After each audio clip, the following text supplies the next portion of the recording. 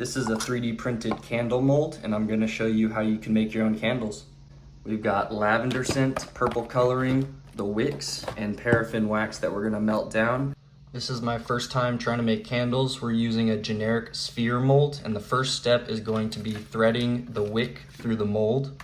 So the wick is threaded through, and before we pour the wax in there, we need to fasten the pieces together. I don't have screws long enough to do that, and I don't have a clamp big enough for it, so I'm gonna try to tape it. Now we'll go melt down the paraffin wax. I went ahead and got these clamps because I don't want to have to keep taping it every time I want to make a new candle.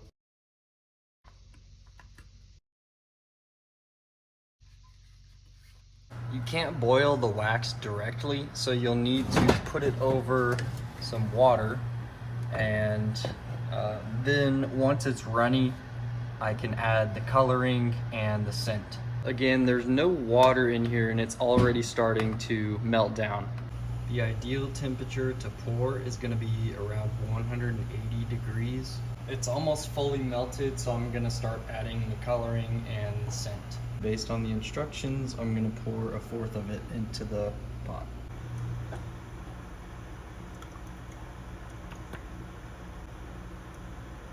And for the dye, I don't want to overdo it, so I'm just going to put in a few drops. Perhaps a dash, because there's no dropper.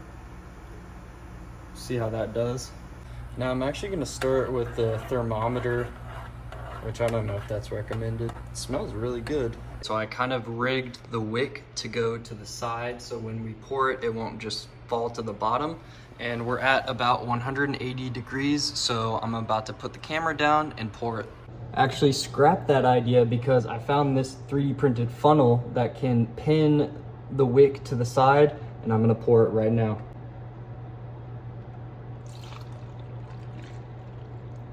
So definitely some spilled on the side, but for the most part, I think we got it. Okay, this is where we're at right now. The wick is standing up. This is actually the bottom. So whenever it cools, I'll snip off the bottom, turn it over, and that will be the sphere.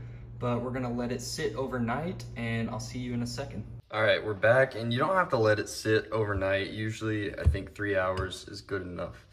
But paraffin wax, when it's heated, it expands. So when it cools, you can see it fell in a little bit. So I might need to figure out what that's all about.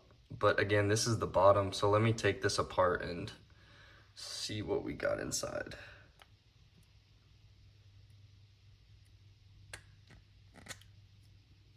Oh, very nice. So yeah, I mean, the bottom doesn't really matter. It's it's definitely concaved in, but it smells good. It did turn out a little more pink than purple. There it is.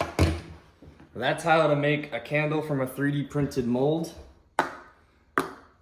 And I'm in the midst of creating my own custom molds with custom text, so come back for those videos, check out my page in the meantime, and thanks for watching.